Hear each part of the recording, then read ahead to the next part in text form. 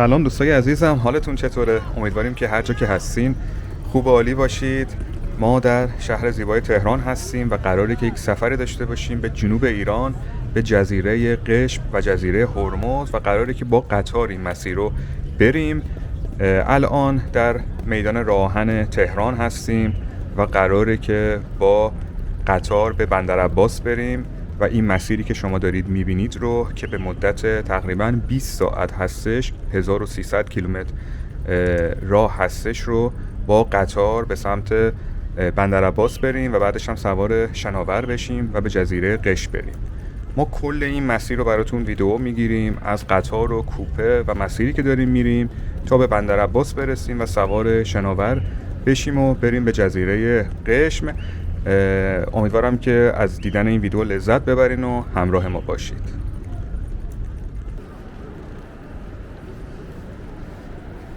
اینجا ایستگاه راهن تهران هستش که ما قراره از اینجا بریم به سمت بندرعباس و همونطور که بهتون گفتم 20 ساعت 21 ساعت زمان میبره.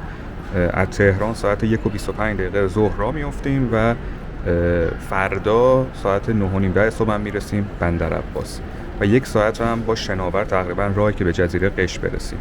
ما قطار 4 ستاره 4 تخته غزال شرکت رجا رو انتخاب کردیم که یک کوپه دربست گرفتیم که باید اینجوری شما قیمت 4 تا بلیت رو بدید که شد تقریبا 2,780,000 تومان که به دلار هم می‌نویسن مخاطبای خارجی بدونن، میفته تقریبا نفری 700,000 تومان.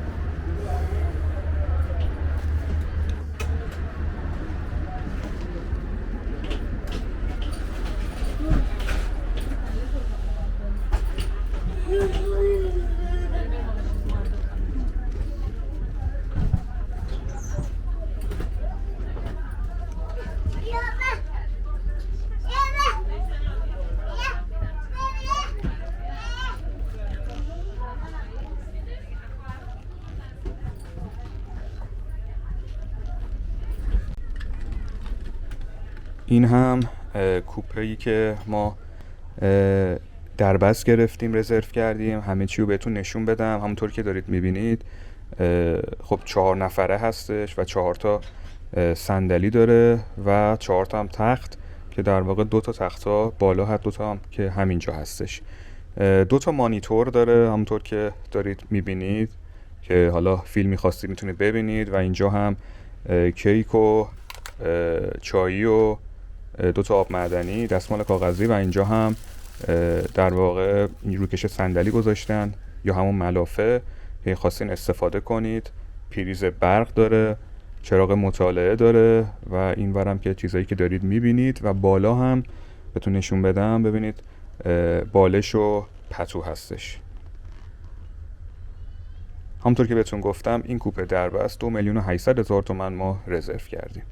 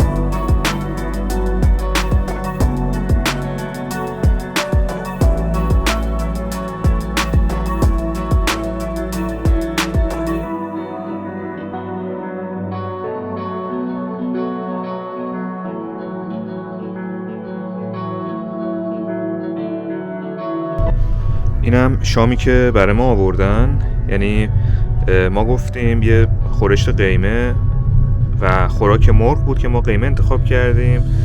این قیمه و برنج، اینم برنج و یه خورده هم سیب زمینی داره و اینم خود خورشت و بعد 2 ماست کم چرب آوردن و نونم آوردن که اگر شما خواستین استفاده کنید.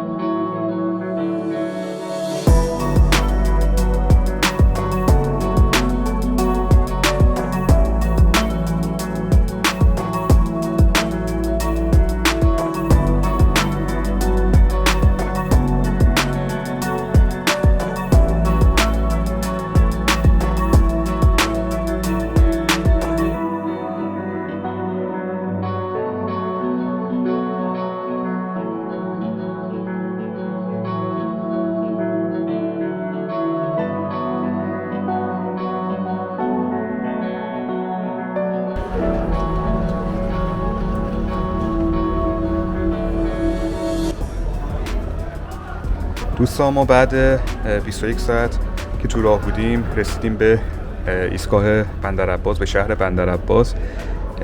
تهران که داشتیم می اومدیم هوا 2-3 درجه سانتیگراد بود و اینجا کاملا بهاری و 23 درجه سانتیگراد هستش. این همه اختلاف دما توی زمستون، جای همتون خالی. اینجا هم ایستگاه راهن بندرعباس هستش که خیلیاتون اگه اینجا اومده باشین این ایستگاه رو دیدید. ما الان میخوایم بریم بیرون، سوار تاکسی بشیم و بریم به سمت اسکله حقانی، چون از اونجا شناورها میاد و به سمت قشم حرکت میکنه و فکر میکنم یه چیزی حدود 1 تا 20 دقیقه هم از اینجا فاصله داشته باشه تا ایستگاه حقانی.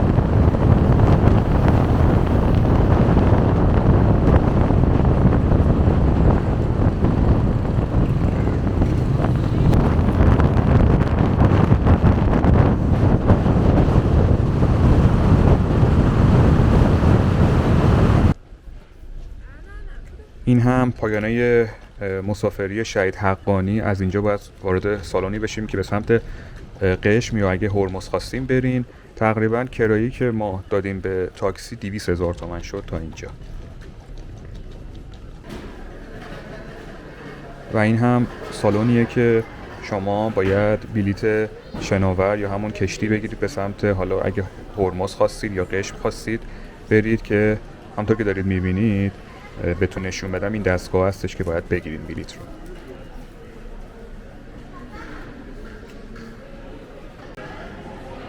ما بلیت رو گرفتیم.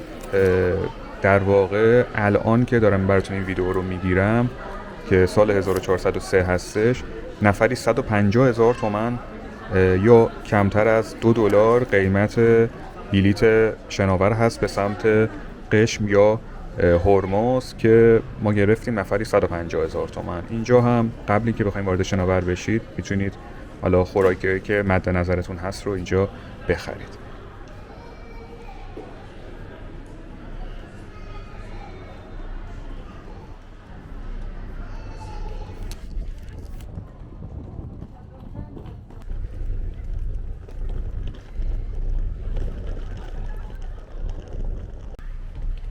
این هم خلیج همیشه فارس زیبا.